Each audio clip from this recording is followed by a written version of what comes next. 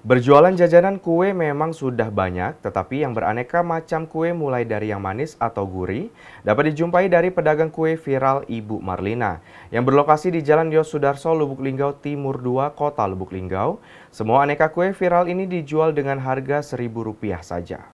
Kue adalah kudapan atau makanan ringan yang bercita rasa manis dan ada pula yang gurih atau asin. Kue biasanya dibuat dari adonan sagu atau tepung. Jajanan kue memang sudah lama ada, namun tidak semua penjual menjual aneka macam kue. Seperti pedagang kue Marlina ini, ia menjual banyak aneka kue basah dan kue kering, mulai dari yang manis dan juga gurih. Penjual aneka kue ini berada di Jalan Yosudarso, Lubuk Linggau Timur 2, Kota Lubuk Linggau. Aneka kue ini memiliki brand dengan nama kue viral karena ramai pembeli dari kalangan manapun. Semua aneka kue dijual dengan harga Rp1.000 saja.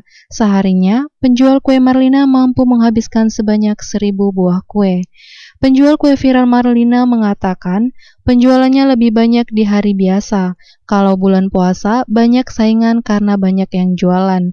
Dinamakan viral karena banyak pembeli, juga harganya yang murah, di zaman sekarang hanya Rp1.000. Lebih hari dari biasa.